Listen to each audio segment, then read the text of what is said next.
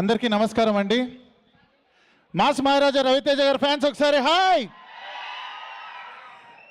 So ఇది నాకు నిజంగా ఫ్యాన్ బాయ్ మూమెంట్ ఇది ఇవాళ.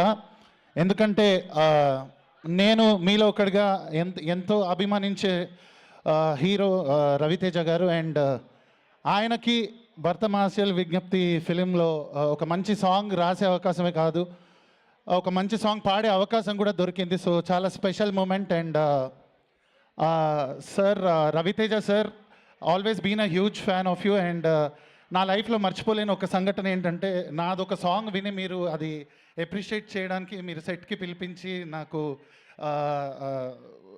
మాస్ జాతర సెట్కి పిలిచి నన్ను అప్రిషియేట్ చేశారు సార్. అది ఎప్పుడు మర్చిపోలేను సార్ నా లైఫ్లో.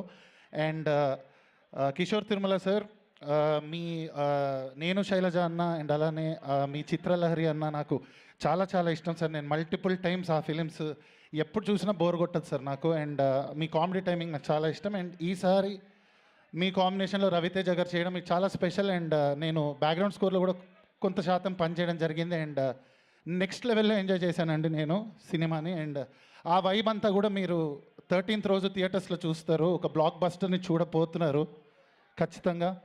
And last but not the least, I want to thank my friend and my brother Bheems అన్న ఫర్ ఆల్వేస్ కంటిన్యూస్లీ మేము ఎన్నో ఇయర్స్ నుంచి జర్నీ. అండ్ మా కాంబినేషన్లో నేను రాసిన సాంగ్స్ అన్నీ ఎప్పుడు చాలా బాగా అది సక్సెస్ఫుల్. మ్యాడ్ కావచ్చు, సంక్రాంతికి వస్తున్నాం కావచ్చు. అండ్ ఈసారి ఈ సంక్రాంతికి it is my best Sankranti అని చెప్పచ్చు. ఎందుకంటే నేను మనశంకర్ వరప్రసాద్లో కూడా మంచి సాంగ్ రాయడం జరిగింది. అండ్ ఇప్పుడు మన మాస్ మహారాజ్ గారికి ఇందులో రాసే అవకాశం వచ్చింది. So thank you so much. I'm really nervous, don't know what to talk more, but thank you everyone. Thank you.